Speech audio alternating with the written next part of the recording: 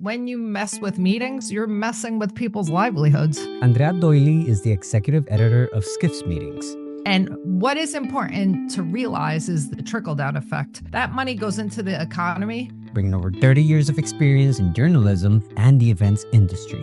And who is it helping? It's helping people who are working as housekeepers. It's helping the mom and pop restaurant down the street from the convention center. So it's a whole lot of money being injected into the economy. That's really, really important. A respected voice in the MySpace, she's known for delivering sharp insights, uncovering key trends, and telling the stories that shape the future of events. Thank you so much for being here, Andrea. Tell us about you and how you make the world of events a better place. Well, it is an honor to be here. Thank you for having me.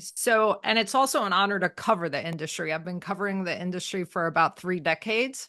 So, I've seen a whole lot. And why I find it interesting to cover events and conferences and conventions is if you think about it, after people graduate college, most don't further their education. One place they can do that is at a conference or a convention because it's all about the education. So to be able to cover that and help educate people is really something great. That's beautiful. How did that passion come about? So my background is a newspaper journalist. I wrote for a daily newspaper for many years. And my aha moment was the night the Berlin Wall came down. Because, I grew up, my dad was a police officer. My mom was a homemaker. Our travel was the Jersey Shore 1 week every August. And I was working at the newspaper, and the night the Berlin Wall came down, I couldn't stop watching the coverage to see these people celebrate the fact they had this freedom. And then I said to myself, I've had this freedom all my life, and I've never really done anything with it. So I applied for a passport. A few weeks later, I told my editor I was leaving, and she was like, "What are you talking about? You're on a fast track here." I said, "No, I have to do this for myself." So, I backpacked through Europe for 4.5 months. And when I got to East Berlin, there was still some of the wall left.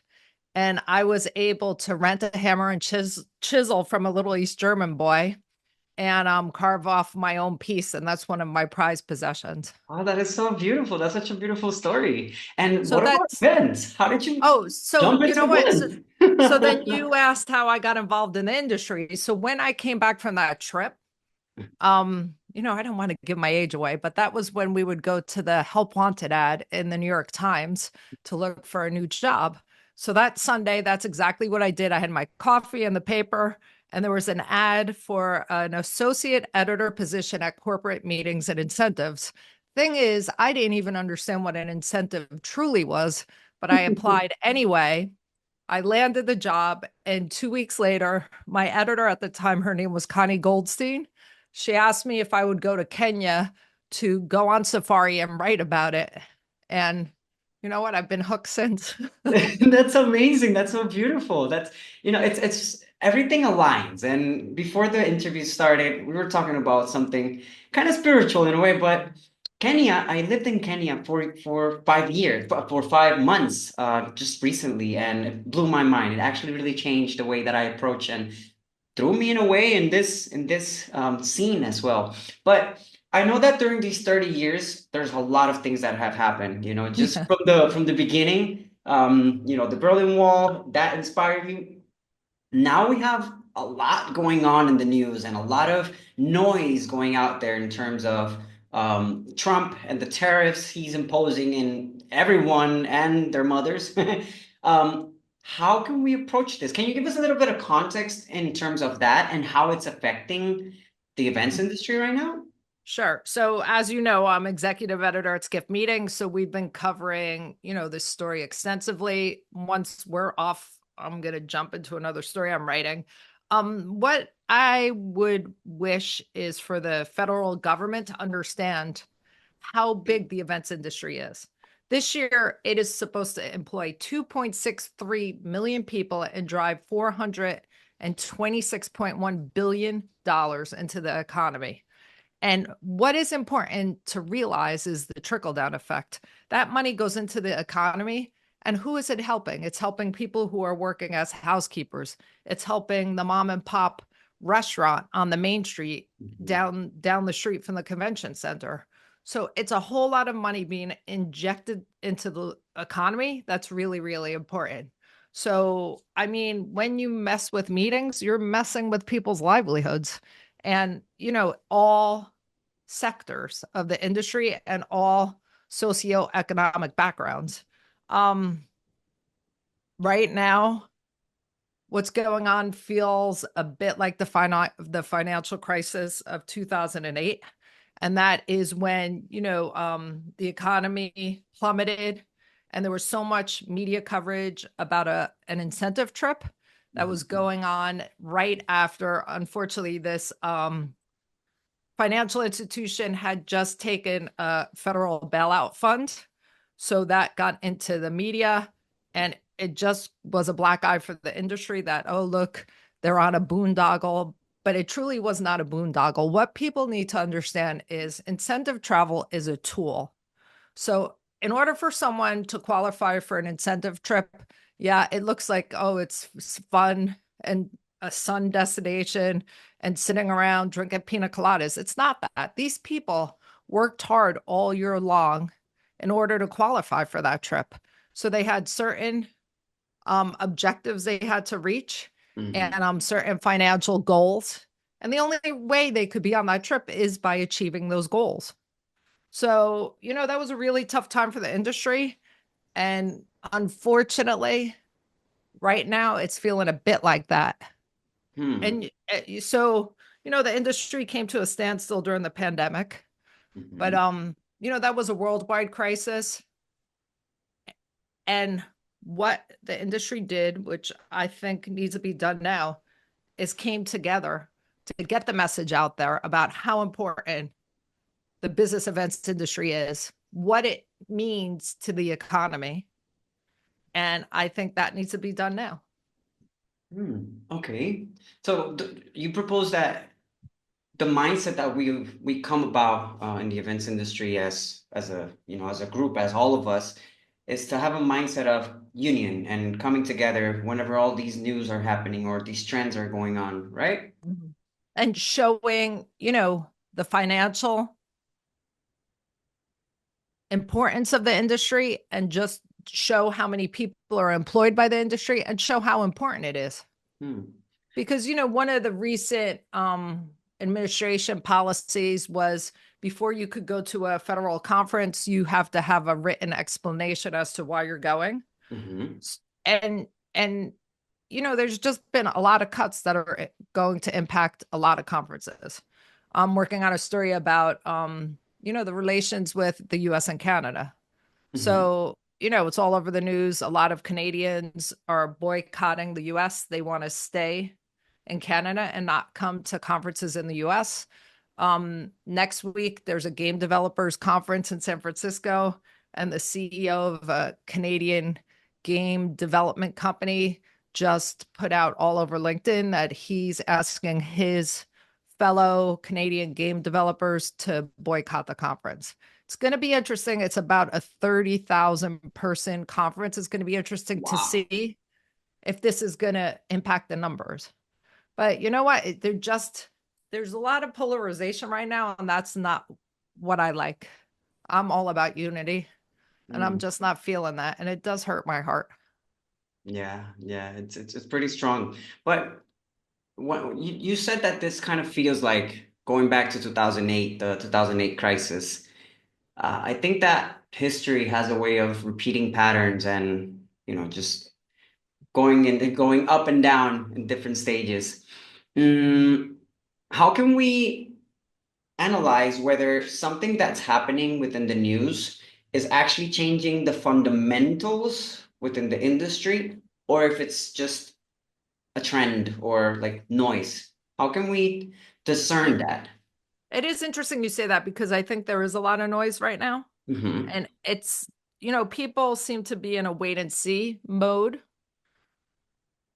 So it's going to be when we see attendance numbers. I mean, Skift just had a story out yesterday about how some of the airlines that fly from Canada to the US are cutting flights.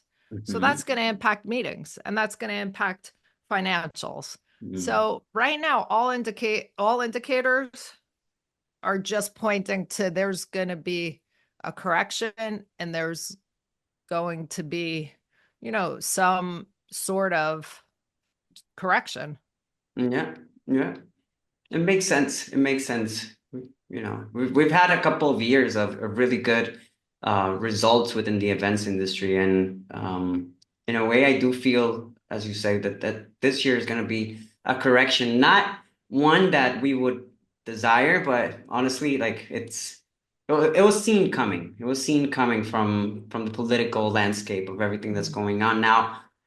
Regardless, we still need to get attendees and sponsors within our events. So there's this like I would say quote or line that Steve Jobs would say, and it's how can we turn our bugs into features, right? So how can we make this negative into something positive, something that can actually get us more attendees and more sponsors?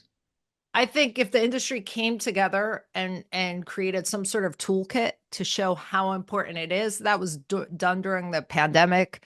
Tommy Goodwin from the exhibition industry council does a great job showing the economic impact. We have to just continue to do that and show how important business events are and show how important the business events industry is. Hmm. And like Freeman does a lot of great research, and one of their recent research reports shows Mhm. that people trust in-person events more than they do media, more than they do any other source of information. So, you know what? It's getting together in real life. There's no replacing that. And it's a place to get business done. And it's a place to get your new products in front of potential customers. Mhm. It's a place to brainstorm ideas. And you know what? In this world of AI, where there's such a deluge of information, it's never been more important than ever to meet in real life. I'd like to encourage everyone listening to please go to www.skiftmeetings.com, where you could get all the latest industry news, as well as lots of how-to articles that will help you do your job easier. And while you are there, please subscribe to our newsletter that comes out twice a week. You'll also find information about all our live events. We're planning to be back in New York City in September for the Skift Meetings Forum. So go to the website for more information.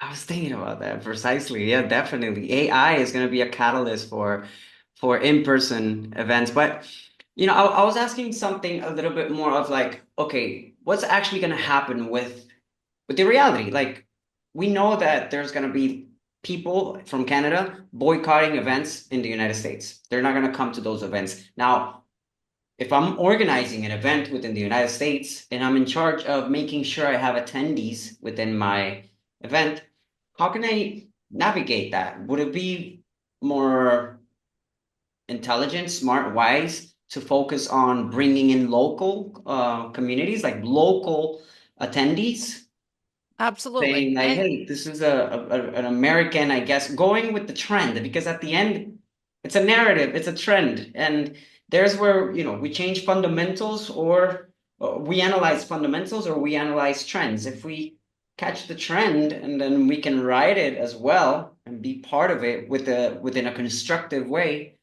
wouldn't that be like an option of changing that bug into a feature?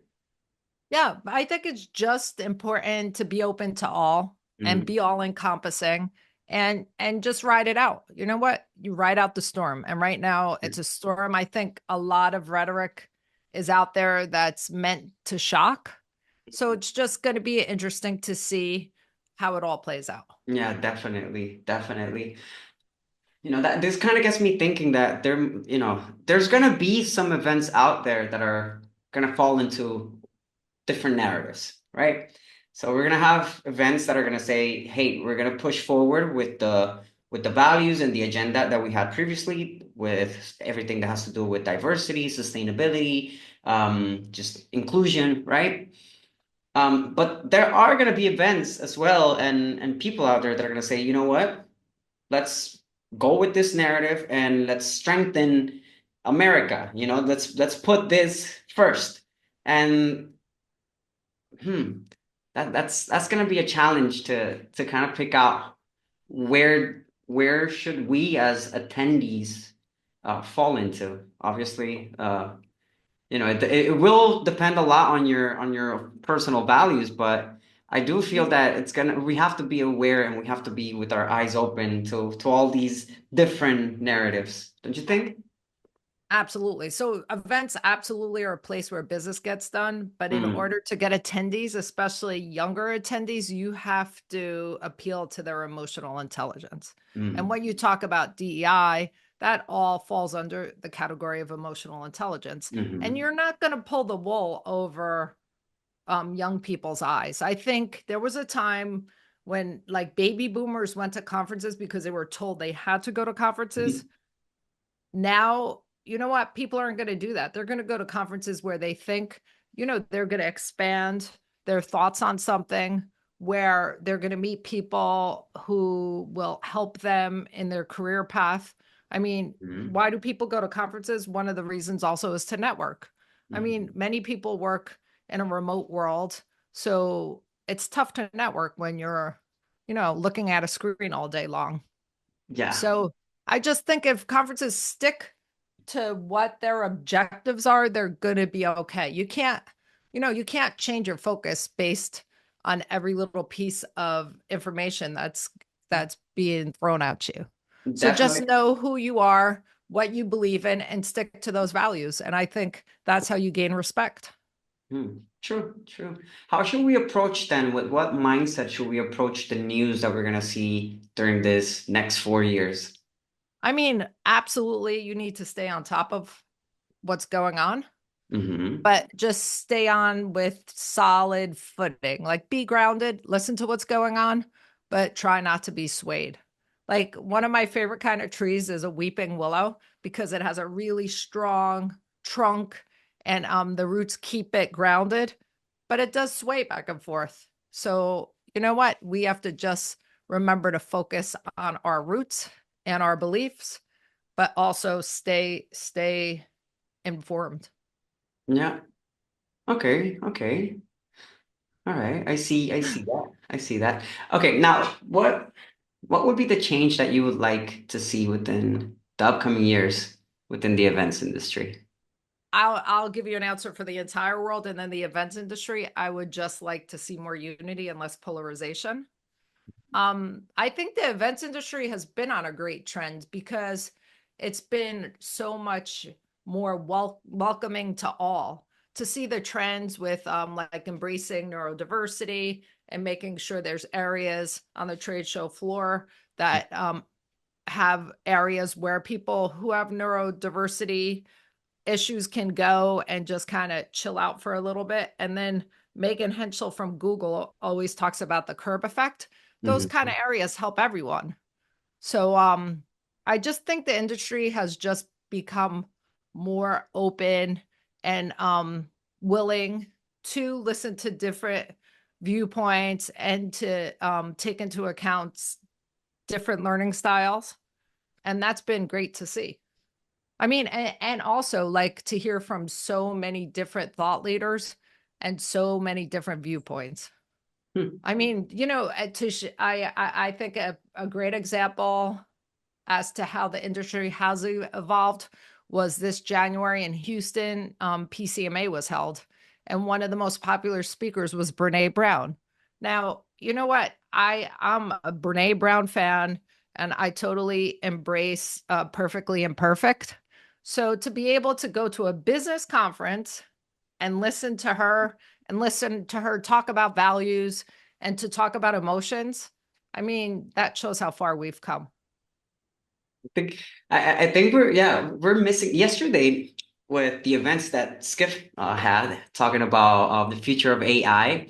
Something that really stuck out was this exercise that you guys did, where we would draw on a Mhm. paper how we would want to see events in 2025, and how an AI would grab that drawing and then would create another drawing. And something that really, really stuck with me is that a lot of people did drawings of nature, of outsides, of being outside in the nature. So for me, that's really just tells It me how much we need to connect with others, with nature, with people, how much we're right, craving just to reconnect with our humanness, stop being so technical, so full of structure, and right. embrace our quirkiness, how Danny Hardman says. So if you think about it, there's no other place. I mean, for me, where if I'm feeling a little stressed out, I get to the park for a walk and it's just like my stress level plummets.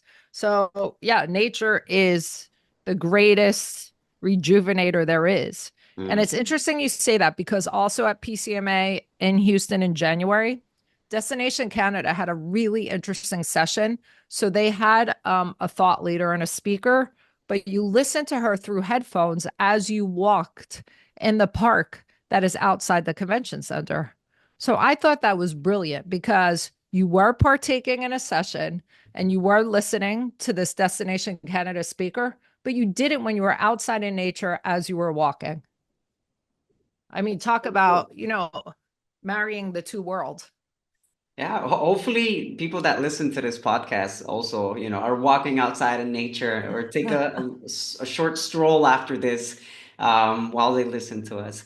So I think that's really cool. So I don't know if you got the opportunity to see Miguel's session, the interview that we did with him, but we do have a tradition here within the podcast, and it's that the last person that I interviewed would leave a question and you would answer, and you would leave one for the next one. That question, your question, we're gonna leave it like internally. But Jax, the party scientist, I don't know if you've ever heard of him. Yeah, he's great. Yes, I interviewed him last week and he left a question for you. So, what's your best advice for becoming a more joyful human? Don't take things too serious. And don't sweat the small stuff, honestly. Because if you think about it, in the end, it's all small stuff. What's most important? Connection, being with the people we love, our family, our friends. So, that's what brings me joy. That's beautiful. That's so true. That's so true. Well, Andrea, I would just really like to give you a hug, a big hug next time I see you. I appreciate you taking the time for this short interview, and I really look Oh, do you forward. want my question for the next person? Yes, but you'll write it to me in turn. Okay. Yes, so Oh, it's kind of a surprise. oh, good. I love that. I love surprises as well. So, yeah, if we get more exciting news, which I know are gonna be many during this year, I hope to have you back over here. Oh, I I would love yeah. that. I really enjoyed it. Thank you so much for your time. Thank you. Bye, Andrea. Take Thanks. care. Bye Bye. bye.